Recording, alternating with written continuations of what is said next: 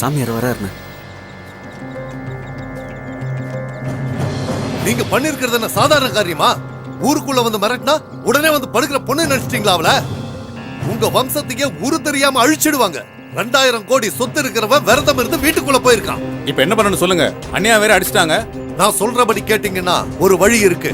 முதல்ல உங்க துணி எல்லாத்தையும் மாத்திட்டு வாங்க. எம்எல்ஏ ஆகணும்னு ஆசை இருந்தா மட்டும் போதாது, கட்டுப்பாடு வேணும்.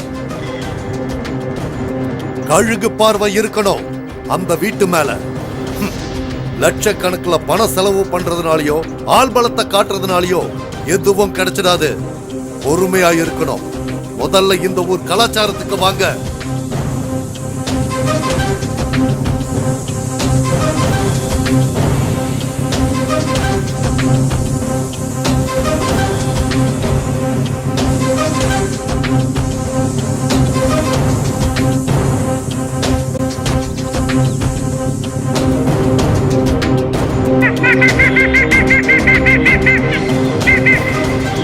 இதோ பாரு சாமிநாதா, வர்ற தேர்தல்ல நீ எம்எல்ஏ ஆகணும்னா, ஏன் சாகர வரைக்கும் பதவியில இருக்கணும்னா இந்த பூஜையை பண்ணித்தான் ஆகணும்.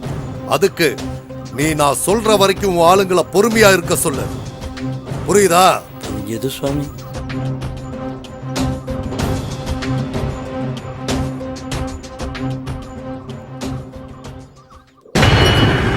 கோட்டி, இந்த பொண்ணுங்க யாருன்னு எவனுக்கோ தெரிஞ்சிருக்கு. வீட்டு வேலைக்காரனை கொன்னு இருக்காங்க.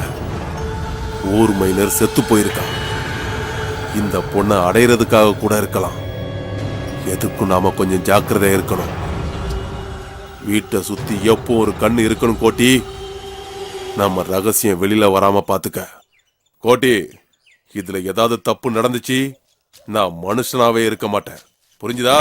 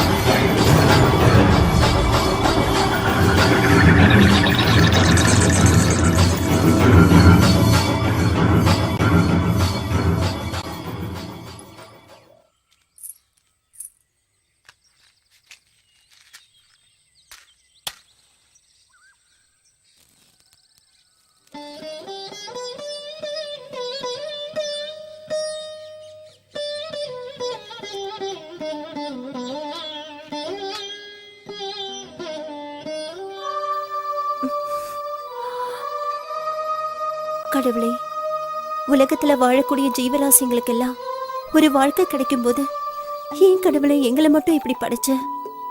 காலையில கண்ணு திறந்ததுல இருந்து 3 வரைக்கும் உன்னையே நினைக்கிறேனே, என் குறைய கேட்க மாட்டியா? ஒவ்வொரு நாளும் நான் படக்கூடிய வேதனை என் தங்கைக்கும் வேணுமா? அர்த்தம் இல்லாத மூட நம்பிக்கையால என் வாழ்க்கை தான் பாழா போச்சு. என் தங்கச்சியாவது இந்த கொடுமையில இருந்து காப்பாத்து. அது மட்டும் எனக்கு போதும். அது மட்டும் எனக்கு போதும்.